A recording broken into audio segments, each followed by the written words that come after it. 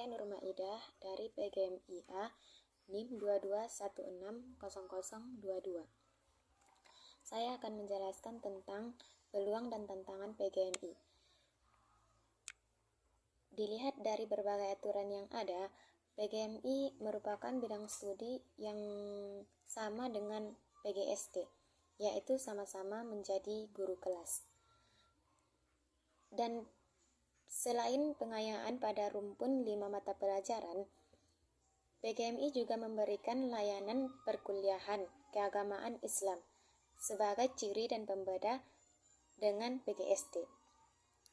Kompetensi guru kelas: menguasai bahan ajar 5 mata pelajaran plus materi keislaman sebagai peneirik institusi prodi. Memiliki kemampuan skill tambahan yang dibutuhkan anak SD.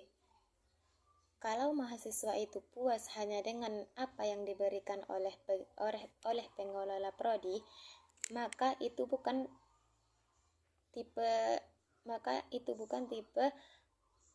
tipologi mahasiswa kekinian. Yang disebut mahasiswa kekinian itu adalah dia yang tidak pernah puas dengan apa yang diperolehnya. Kemampuan skill tambahan itu bukan kebijakan dari prodi, melainkan harus muncul dari inisiatif dari mahasiswanya.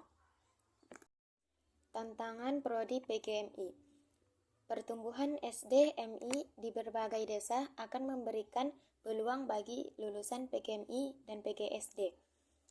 Kemudian kualitas dan kapabilitas lulusan PGMI harus relevan terhadap tuntutan kebutuhan masyarakatnya. Minimnya daya dukung supras. Kemudian standarisasi kurikulum PGMI yang kurang merata, berimplikasi pada mindset berbeda tentang profil lulusan. Tantangan pembelajaran: tingkat literasi kita masih rendah dibandingkan negara-negara tetangga. Dan berdasarkan dari Liris World Bank tahun 2018, masyarakat Indonesia secara fungsional sebesar 55,4% masih memiliki kemampuan literasi rendah. Walaupun mereka mampu dalam membaca, tapi sesungguhnya mereka belum bisa memahami konten dari bacaan tersebut. Angka ini bahkan lebih kecil daripada negara Vietnam, yaitu 13,9%. Dan skor dari program for International Student Assessment 2019 menunjukkan bahwa kemampuan literasi siswa berada di ranking 72 dari 78. Era baru merupakan era di mana terdapat karakteristik industri 4.0, security 5.0, dan COVID-19 yang menimbulkan perubahan distribusi dalam kehidupan manusia. Era baru merupakan era digital yang menuntut adanya perubahan paradigma, mindset, pola pikir, pola kerja berbasis digital, dan berani menanggapkan pola kerja yang lama. Distribusi dari dunia pendidikan merupakan konsekuensi dari munculnya era revolusi industri 4.0.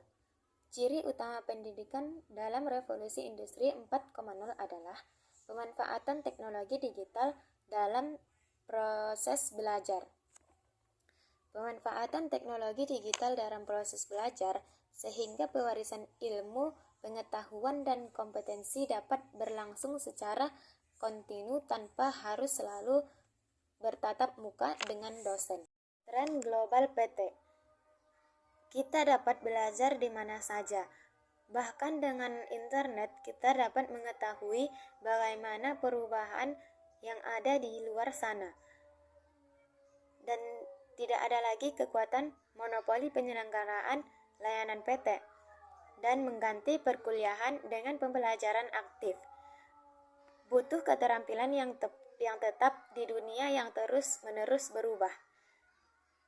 Mendesain ulang profesi nilai PT bukan sekedar transfer knowledge, tapi juga inspirasi dan pengembangan jejaring. Tata kelola lembaga, penyesuaian VMTS, keterlaksanaan penjamin mutu kelembagaan atau SPMI yang dilaksanakan secara konsisten, serta pengembangan kerjasama. Sistem informasi terkait sistem informasi administrasi pembelajaran dan perpustakaan, peningkatan mutu SDM, dosen, tenaga kependidikan, dan mahasiswa, penyesuaian kurikulum dengan kebijakan KKNI SNPT, dan implementasi MBKM. Poin yang paling penting adalah harus belajar dan melakukan upaya-upaya perubahan, karena tuntutan hari ini, kita maju atau tidak, itu bukan tergantung pada ketua prodi atau sekretarisnya. Akan tetapi, kemajuan kita ke depan itu akan sangat ditentukan oleh kita itu dan sangat ditentukan oleh kita sendiri, mahasiswanya. Seberapa serius kita melangkah ke depan, seberapa serius kita merencanakan bagaimana perkuliahan akan lebih efektif, dan kemudian kita menjadi orang terpenting di daerah kita masing-masing. Jadi kita harus terus belajar, melakukan sering, dan membaca. Baiklah, sekian dari saya. Saya akhiri dengan salam. Assalamualaikum warahmatullahi wabarakatuh.